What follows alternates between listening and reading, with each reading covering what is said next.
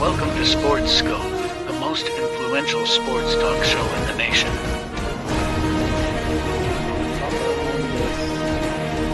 What is today, the 19th? Stay tuned for updates and great sports content. Hello, everybody. Welcome to Sports Scope. I'm your host, Robert Butler, on this, what is today, 11th day of April. I got a good show for you tonight. Going to talk about that John Calipari coaching search for Kentucky. Go over a little bit why he took the job in Arkansas. I read today that he was basically talked into the job by one of the founders of Tyson Food Billionaire. Anyways, also J.Simpson. For some of you younger audiences, OJ was this murder trial was trial of a century, like the song said. He accused of killing his ex-wife and a waiter, and we're talking 95 million people watching this guy in a slow-speed car chase in 1994. So 100 million people watch the announcement whether he was guilty or not guilty on the charges here. So I'll go into that. That was the biggest story of the day. Plus, talk about the college basketball championships and more. I got some few other NFL news and notes here. Got a lot of stories I'm just not going to get to today. The OJ thing really caused a lot of buzz around the internet and everything. So stand by. We'll take our first and only break. We'll hit the ground running here on Sports Scope. I'll be back here in 49 seconds.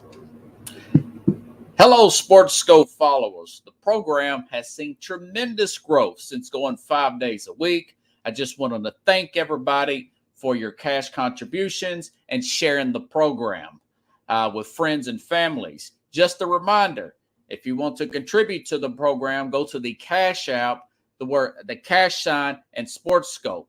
There are other ways to contribute to the program listed at the bottom of the screen.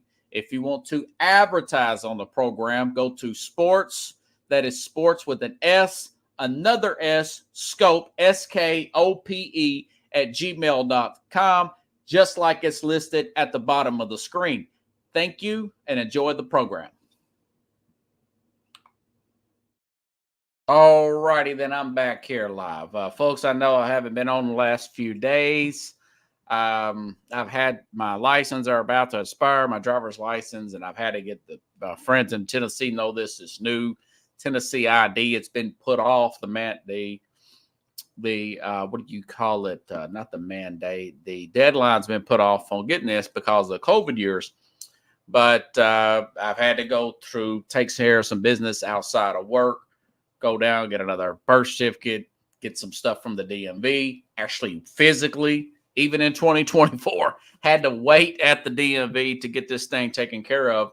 And it took two days. And, of course, I had to have 1 day to do my clips here, which I've always got good responses on. So, eventually, the show will get back on a regular 5-day-a-week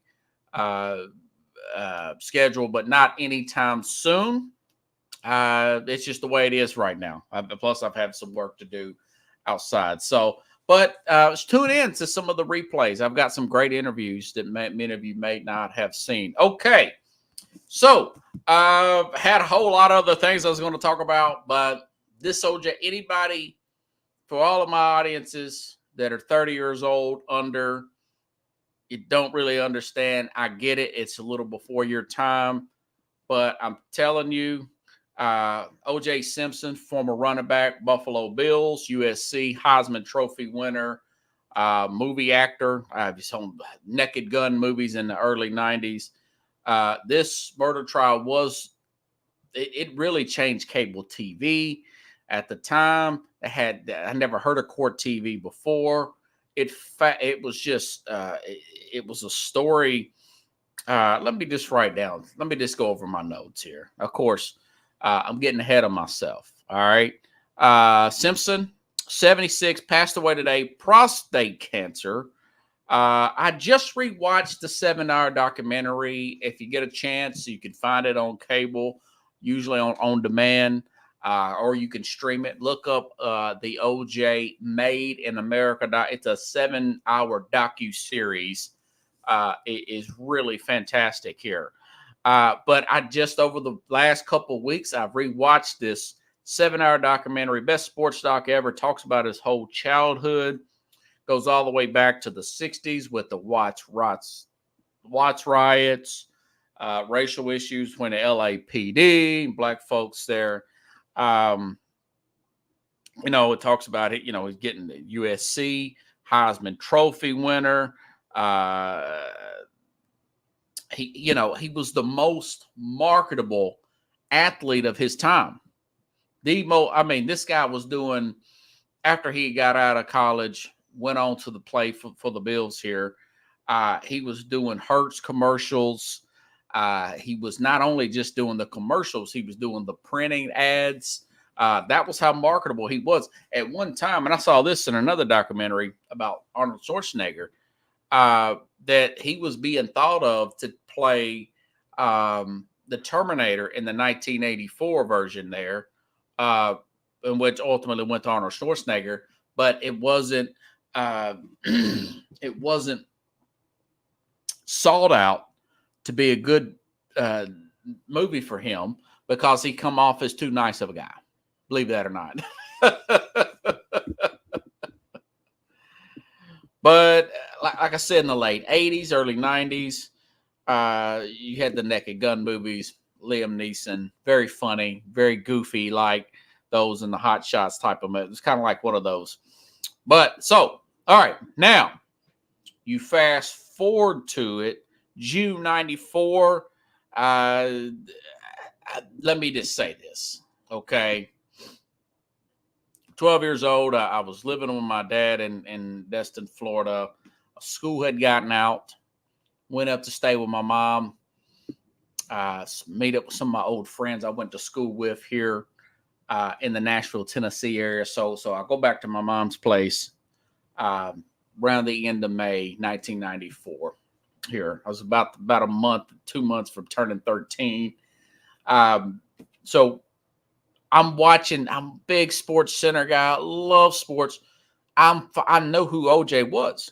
I'm watching it that Sunday night or the Monday after these murders happen. These supposedly happened on Sunday night, overnight in the Central Time Zone around 10 o'clock local time there. And so I'm watching this stuff. I said, man, I wonder what happened. People around the way, just hearing adults talk, a lot of chatter. What happened to J.Simpson's ex-wife and this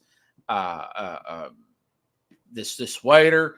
There were talks that maybe she was in some kind of drugs issues and whatnot at that time. Maybe that she owed a drug dealer money and someone killed her. Nobody really didn't think it was OJ at that point. And then a few days go by.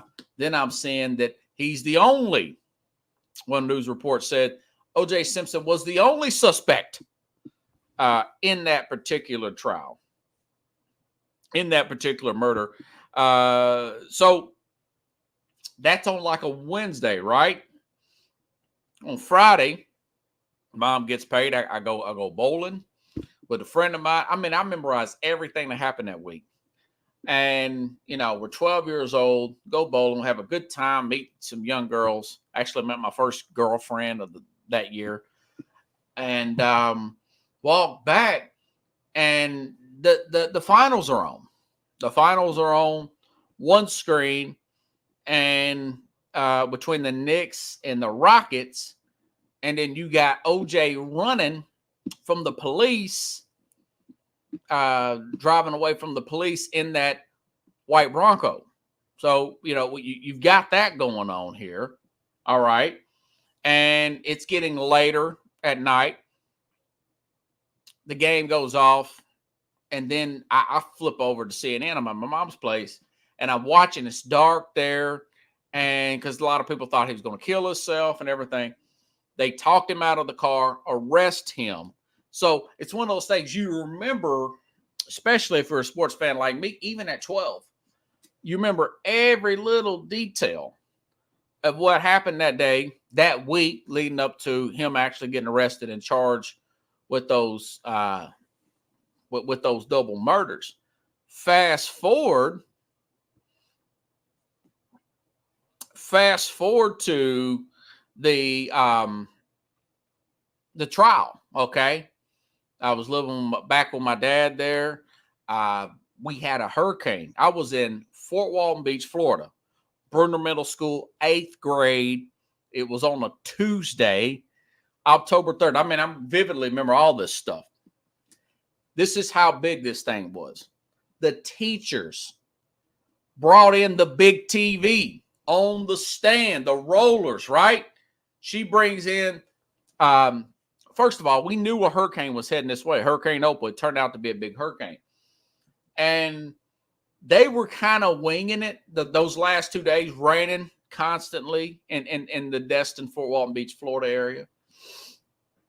So they bring these TVs in and turn the OJ trial on. And I'm going to see if I can play this because they found out. We found out that it was going to be that they had a verdict already. They had a verdict in the OJ trial. Listen, this is from, I got this from the X out. This is the Oprah audience, but I wanted you to hear this. This woman's voice, 95 million people, the woman from the jury read this. Listen up. Let's see if we can get it here. Superior case number BA097211.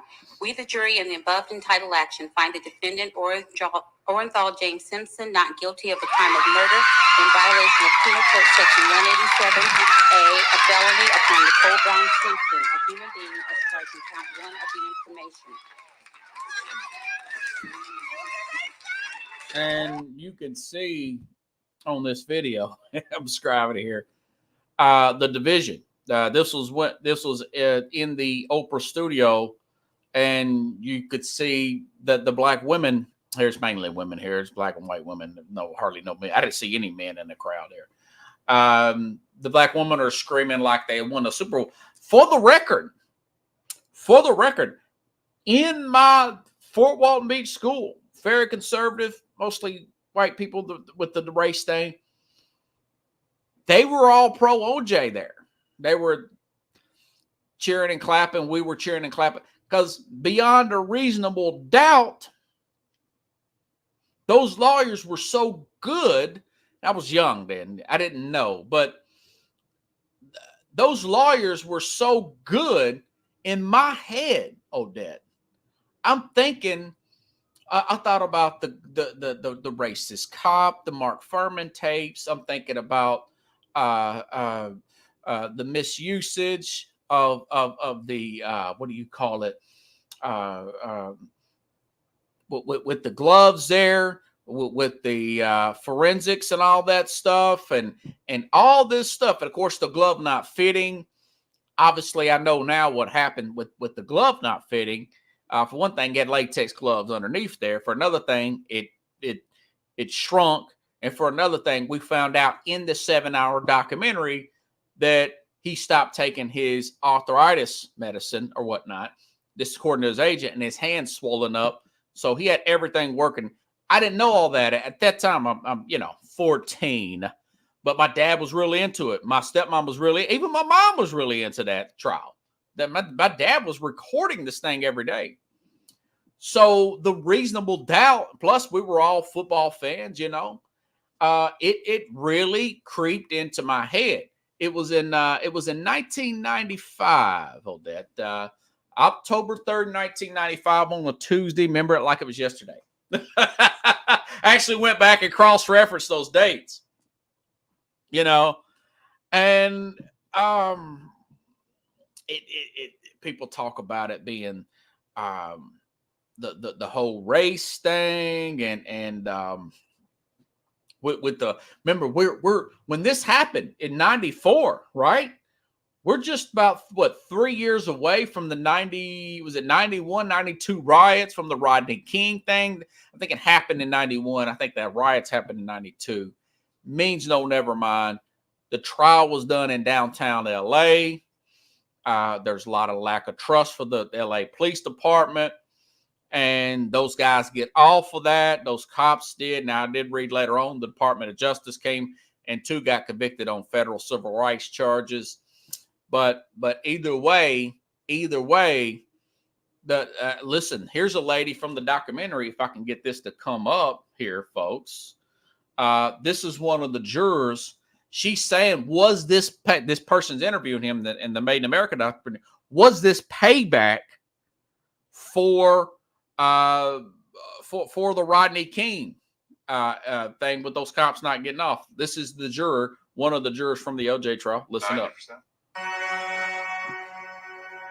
Do you think that they're members of the jury that voted to acquit OJ because of Rodney King? Yes. You do? Yes. How many of you think felt that way? Oh, probably 90% of them.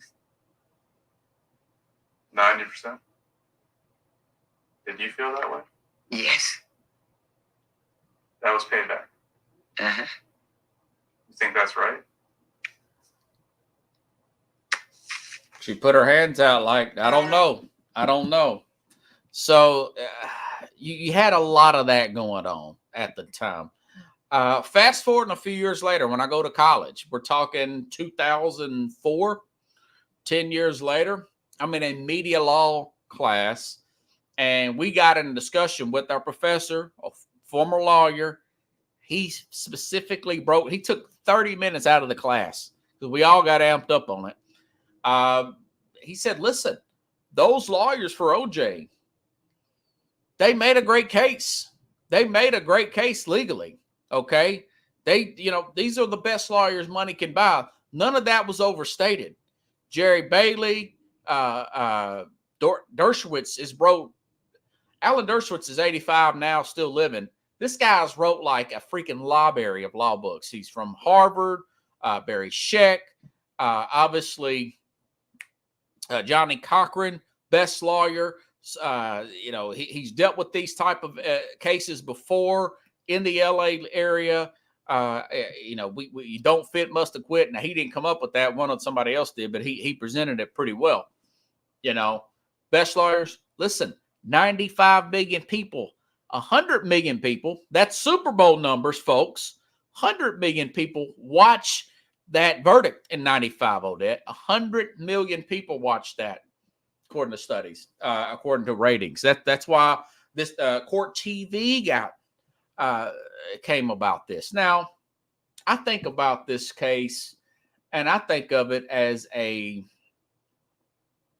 if this were a novel, if his life were a novel, he born in the projects outside of San Francisco, grew up, rags to riches, makes it to the NFL, or when he gets the Heisman, makes his NFL, becomes the most marketable player of his time, even better than Ali, Joe Namath, according to this documentary.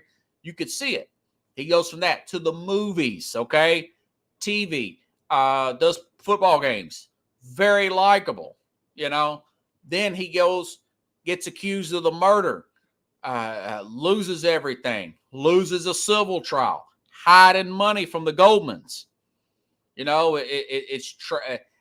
So and then he goes back to jail for 8 years. A lot of people saying that was kind of like the Trading Places, where the guy, Dan Aykroyd character, he goes broke, and then he got a gun. He's trying to get his merchandise back.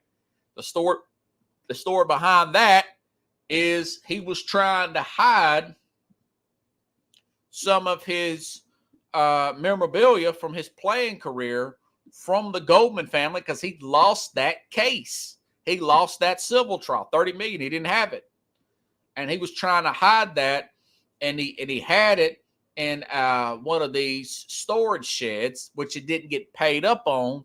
The money, this guy picks it up in an auction, according to the documentary, and another friend finds out where he's at in Vegas. The guy, long story short, kind of sets OJ up, and the other guy, he tapes it, and there you go. There's a kidnapping and robbery right there on tape. And some of the former lawyers for the OJ, some of the other lawyers said that was an overcharge. He gets like 8 years for that. Gets out in 2017 and kind of just, hangs out in Nevada, plays golf, and we know that he got prostate cancer and passed away there. But it's one of the most interesting cases of all time. It is the trial of a century. I even got a little clip here from Dave Chappelle. Comedians had a field day with this. This is Dave Chappelle. Very funny thing from one of his Netflix special where he's saying a time where he met O.J. Simpson.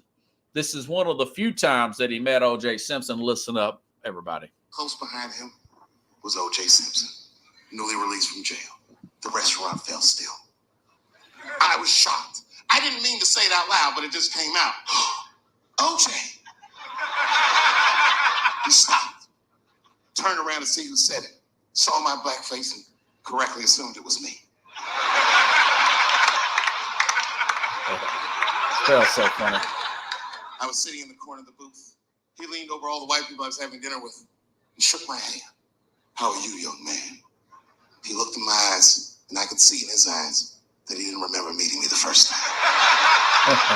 Second time. And then he walked away. And I looked back at my agents, and all of them had nothing short of disgust on their faces. And the only one with the courage to voice their disgust was a woman named Sharon, who used to represent me. How could you, she said. How could you shake hands with that murderer? I said, Sharon, with all due respect, that murderer ran for over 11,000 yards.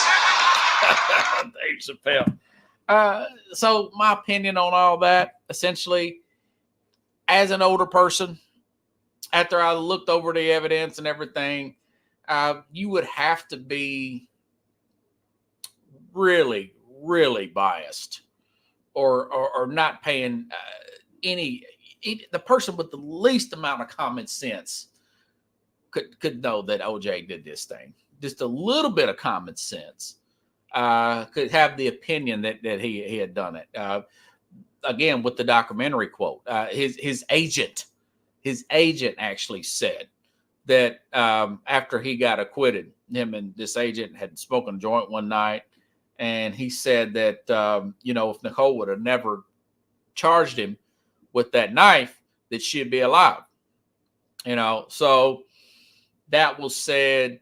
I think a lot of people later on kind of looked at it and thought, well, it looks like that he had gotten away with that, But it is what it is. It's a lot of time has passed on this thing, but I tell you what, just if you look over the internet like I have today and on TV, it's just as fresh as if this thing just happened. People still arguing about it and everything. But like I said, it's like a Shakespearean tragedy. I mean, a rise, rags to riches, the fall from grace, beating the trial, the love story there, the murder, the heartbreak with the family. And Mr. Goldman, he said something about it today. He was quoted, said it still doesn't bring back his son and everything. But and I'm surprised that he didn't do anything to OJ for this. I mean, he was really that's the father of the waiter who was wrong place, wrong time. He was just returning glasses. That's all he was doing. He was turning she left her glasses there. And I guess he knew who she was. And he tried to return her sunglasses, or I think it was regular eyeglasses, whatever. And,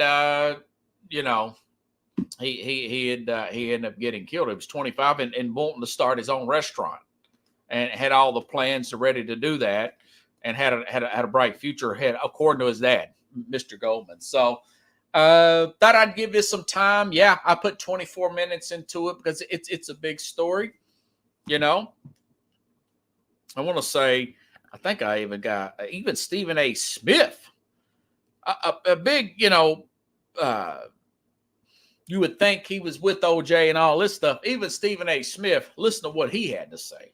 Jail. I know people believe that he committed those murders. I know that if I was on the jury, he would have been under the damn jail. I know that much. I believe he was guilty, but I don't know. I'm talking about based on the evidence that was placed before us during the trial, overseen by Judge Lancito. This is what we saw on national television, and by most accounts, you found yourself believing he was guilty as hell. And in the end, that's what this comes down to. Again, you don't want to say that devoid of a heightened level of sensitivity on this particular day towards his family, who is innocent of all of that stuff. They have nothing to do with it. They can't control his actions, but based on his actions that we all witnessed on trial over national television for months upon months at a time, by and large, the belief is he's guilty. So you're not going to hear nor see an abundance of people feeling a lot of sympathy for him today. You know, the Lord will deal with him. Yeah. Yeah, and I'm not one to judge whether he's going to heaven or hell. I mean, he could have asked the Lord to forgive him while he was here. You know, that's between him and God. But, I mean, today is April the 11th, folks. This happened in June, it did happen on June 13, 1994.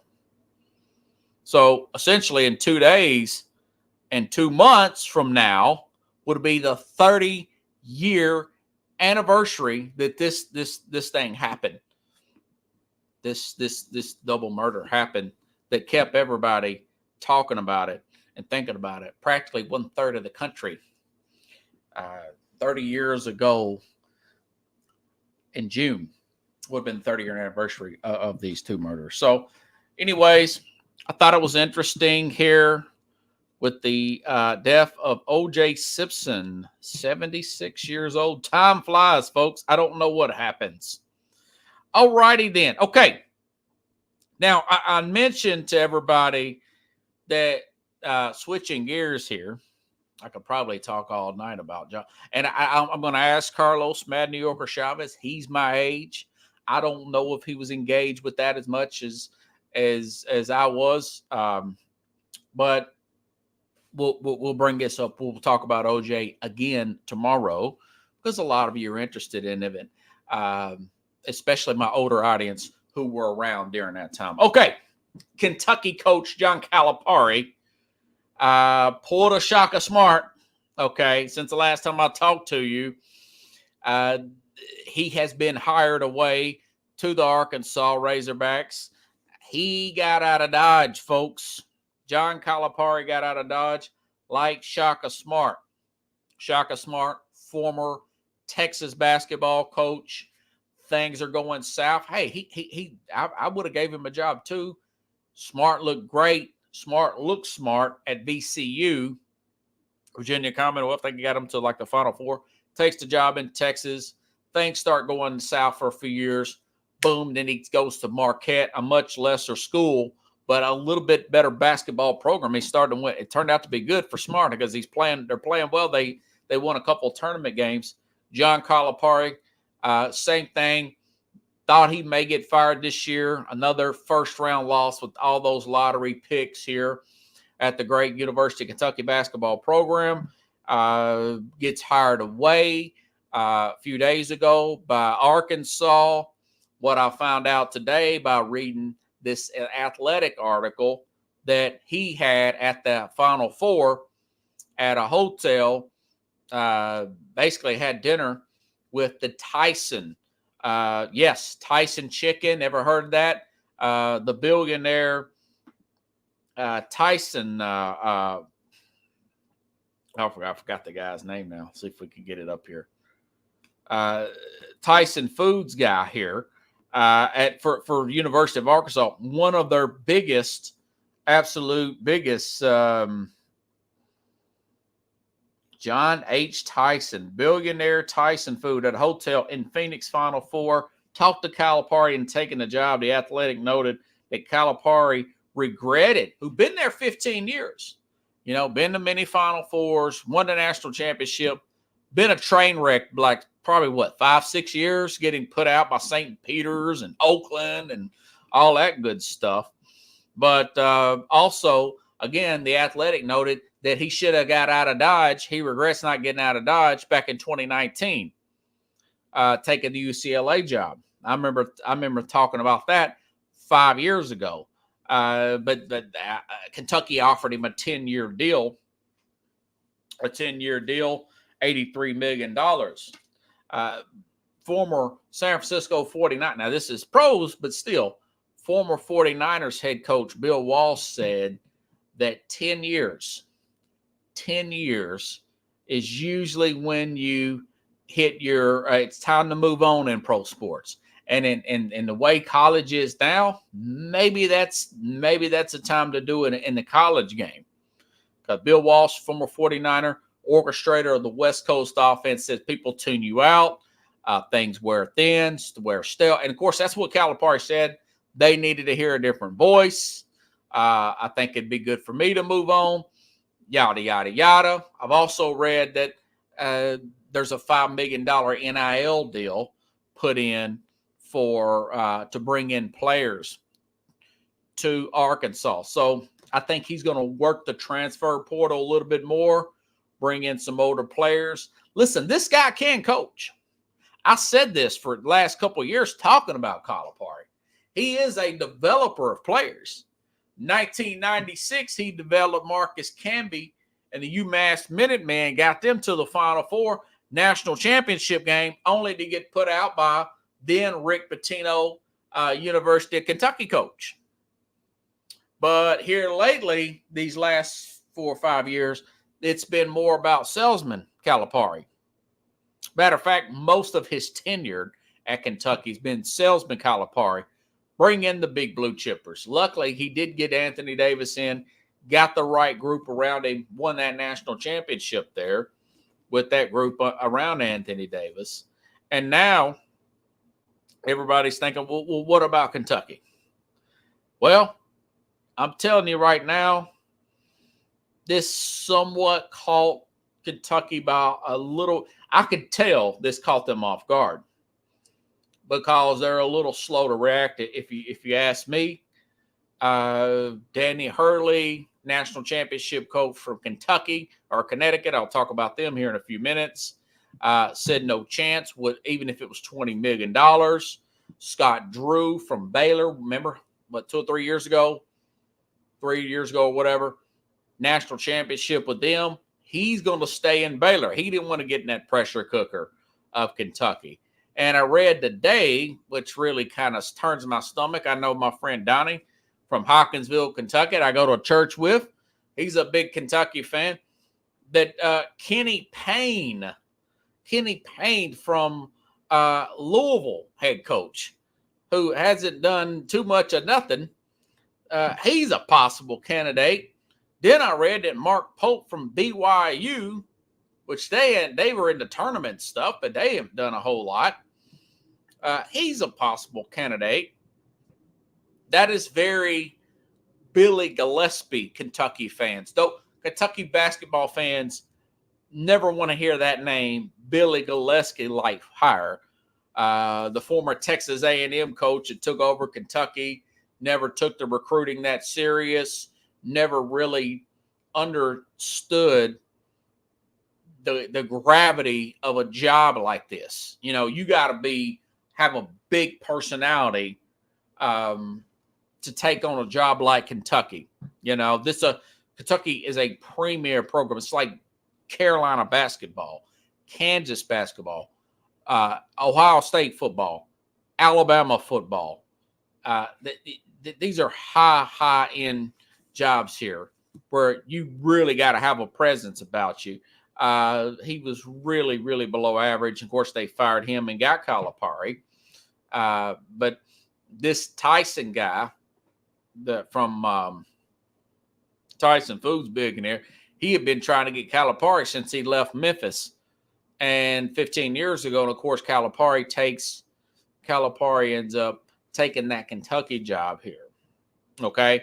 So again, if it's me, my number one guy would be Billy Donovan, former assistant at Kentucky, former 2-time national championship winner at Florida.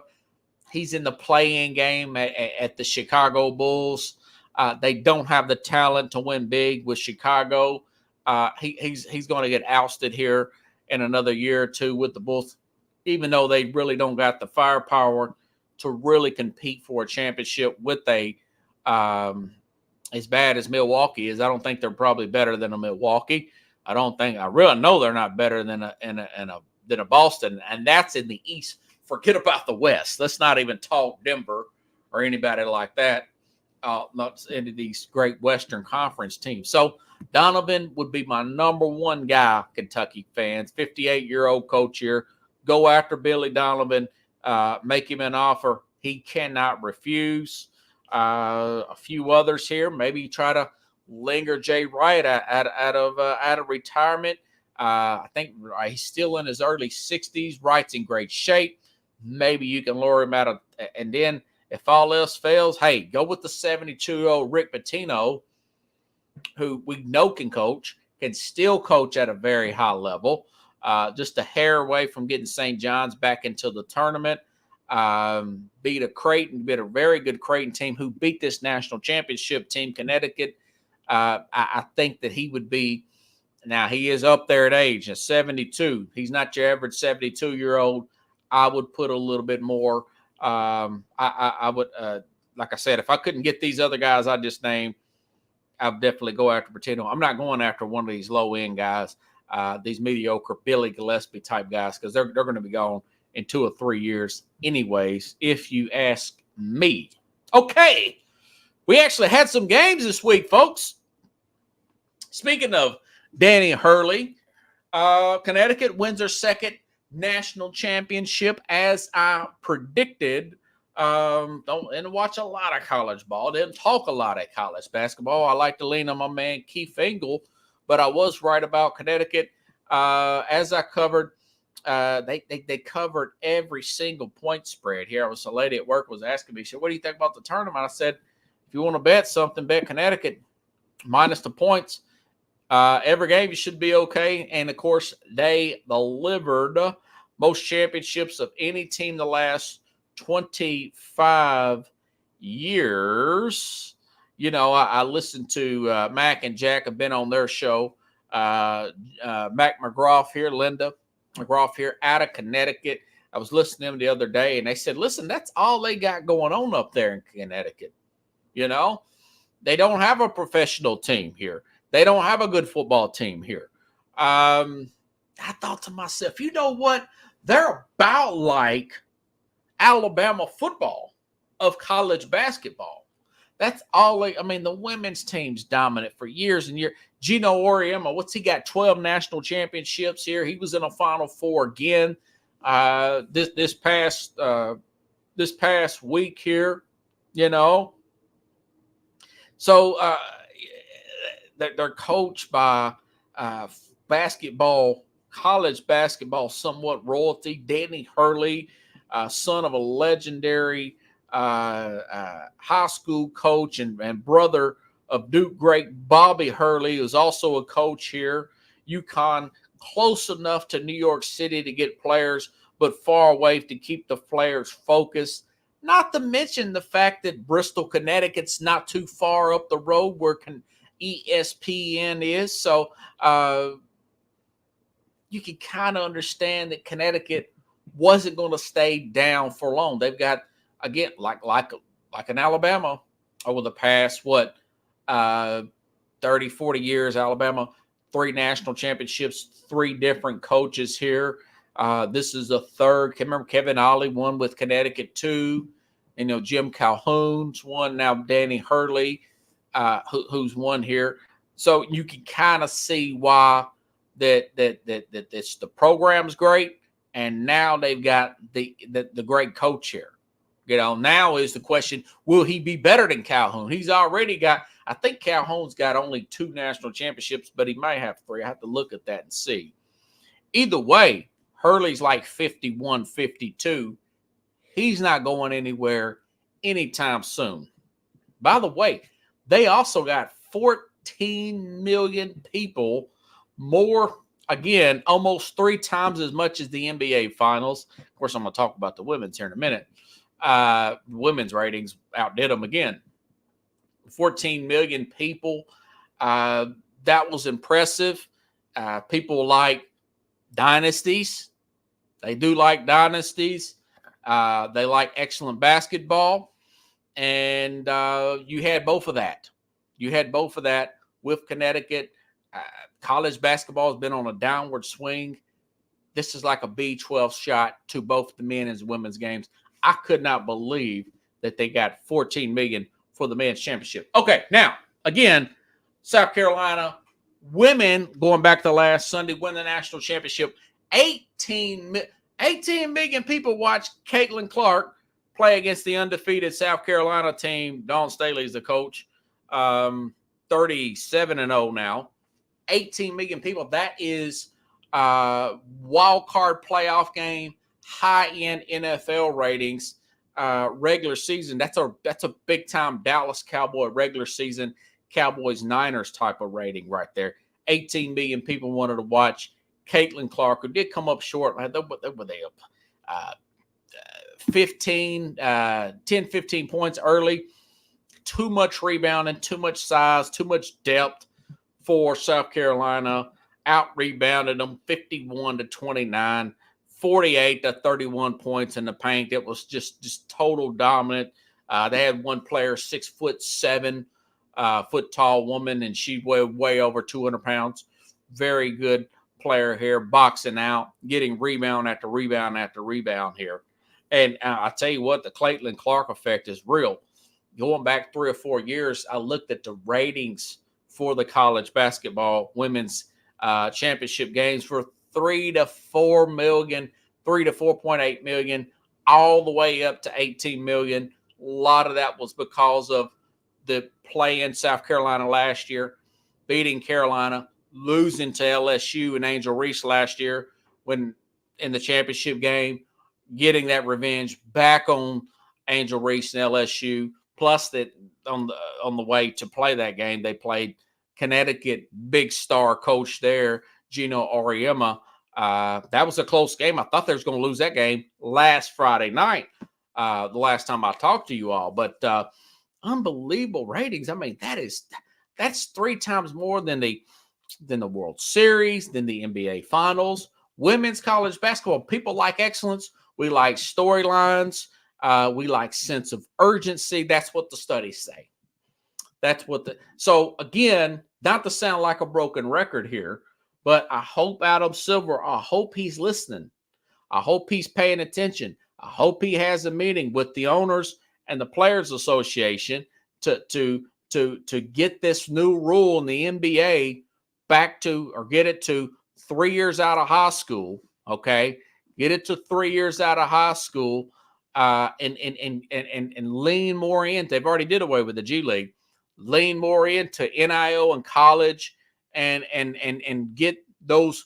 You have a relationship with the players through college as following the players. You know that you're following. You feel like you're going through the journey with them through the 3 years in college, and then out to the NBA. They can help your NBA team maybe a year or two instead of 3 and 4 years outside of college. And your ratings in the NBA will be back up, I would predict, because the quality, there is some quality in the NBA now. It will get back up to the Michael Jordan days, that and staying out of politics. But hey, listen, LeBron's almost done here, you know.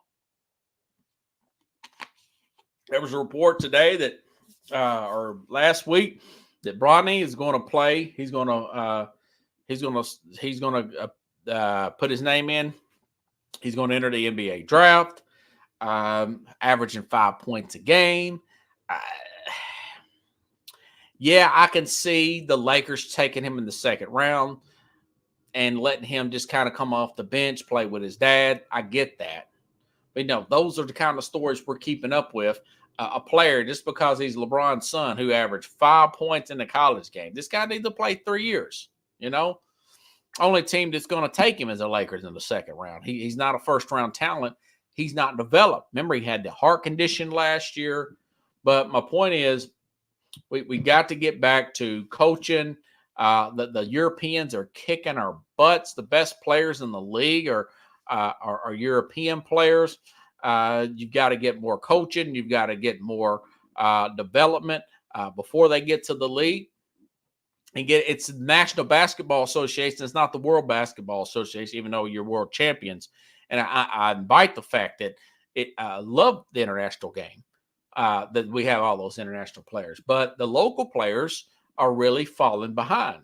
And hopefully with this rating spike and everything else that's happened, this is a big wake-up call for the NBA, because I still like the NBA. Okay?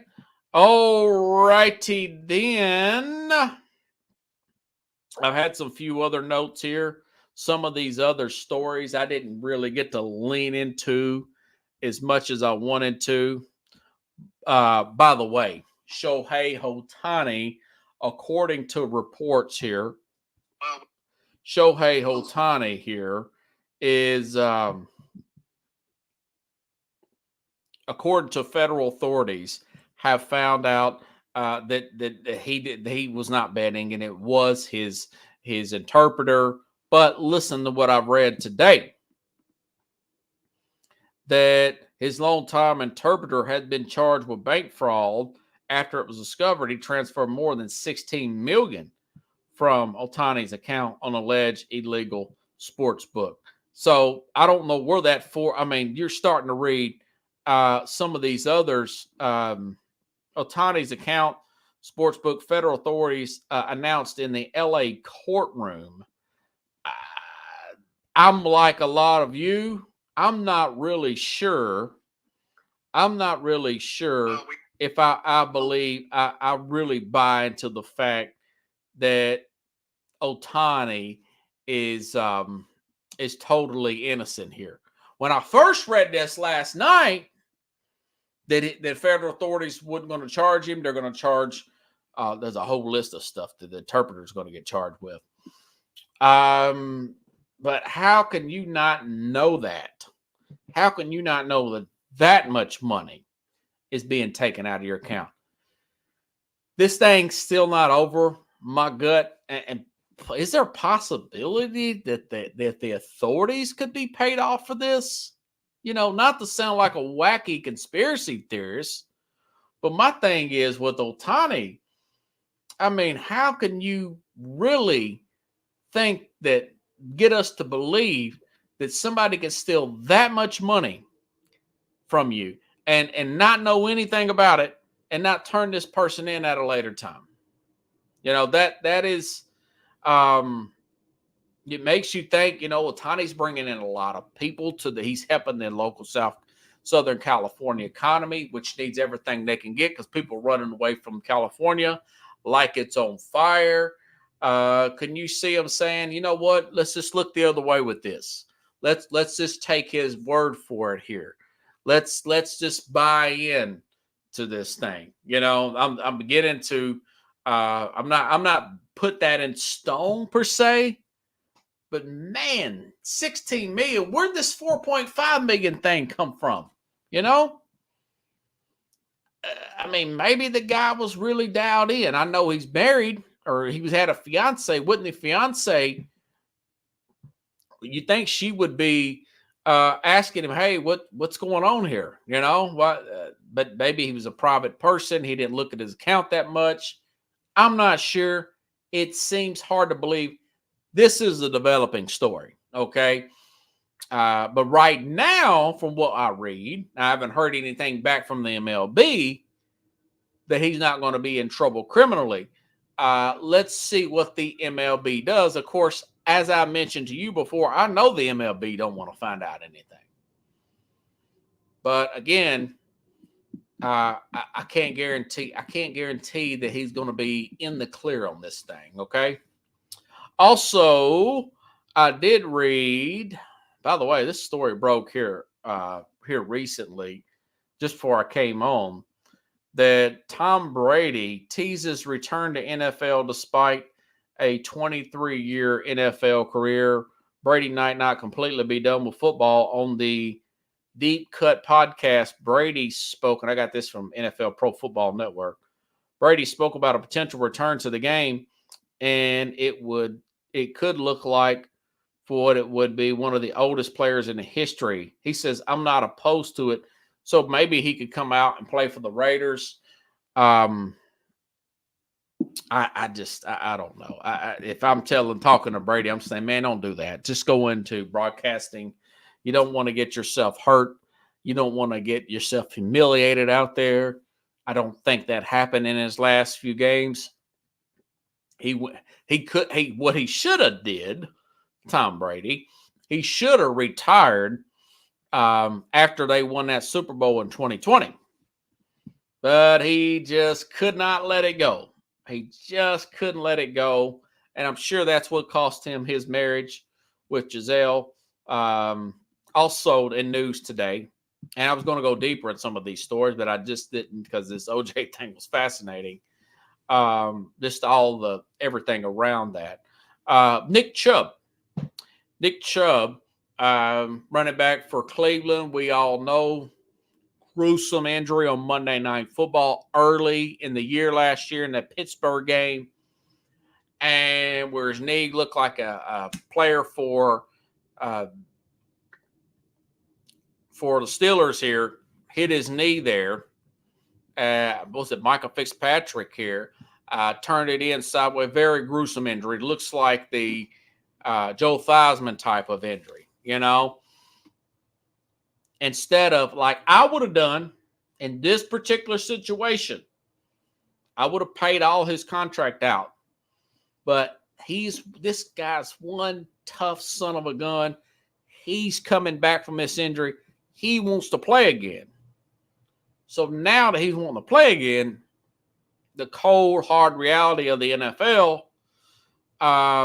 because the Browns are paying Deshaun Watson so much money that now Nick Chubb has reworked the deal with the Browns, reducing his salary hit from $15 million to $6 million.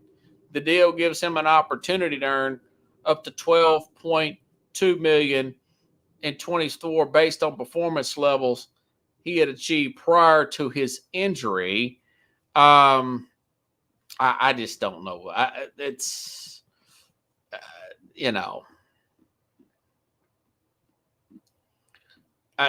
maybe he comes back and wins. A lot of teams would have probably worked out some type of injury settlement.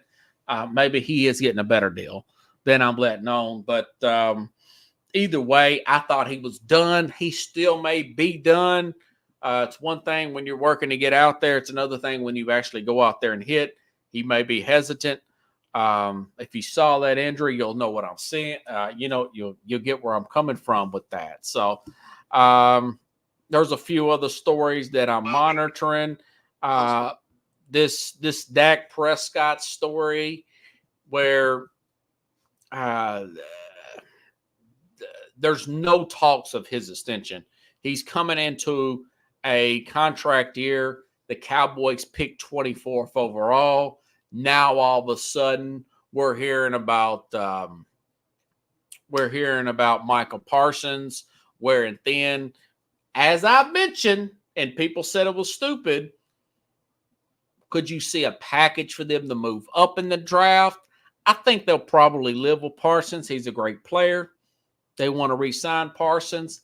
That being said, picking at 24, other great players have been drafted down in the 20s, okay? Aaron Rodgers dropped from 1 all the way down to the 20s. He played under, of course, he backed up far for 3 years. So could you do something like that where he comes into a contract year, they draft a guy? What about a Michael Penix or somebody like that, a Bo Nix, somebody of that nature? Would they take somebody in the 2nd or 3rd round? But there is a chance they could, a real chance that they could draft the quarterback. Now, what if Drake May falls? Merrill Hodge has been just really destroying May. Have not heard a lot of good posts. What do you call it? I haven't heard a lot of good post comments, post regular season about Drake May. Not what I was hearing this time last year. Could he fall? the Dallas put some kind of package together, move up, because they've hit a ceiling with these players. Maybe the coaching staff and the general managers and everybody, which I don't think so, because everything goes through one guy, Jerry Jones. Maybe they're watching Sports Scope.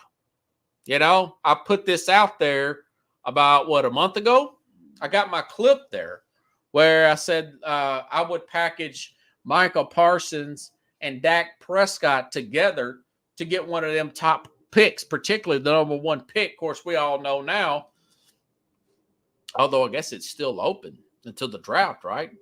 You put in Michael Parsons, you put in Dak, and you offer the Chicago Bulls. Try to get that 1 pick. And just roll the dice with Caleb Williams. And if I'm the Bears, man, I mean, you're going to give me a ready-made player in this prime of Michael Parsons and Dak Prescott for that number 1 pick. And you still got your 24th pick. Maybe you can get something else out of them other than the number 1 pick. It's food for thought. Probably not going to happen, but this Dak Prescott thing, something could happen there. And I may bring that up tomorrow with Carlos, Mad New Yorker Chavez. Folks, if you like the show, share the show. I'll be back with the Mad New Yorker tomorrow at the same time, same place here on Sports Scope.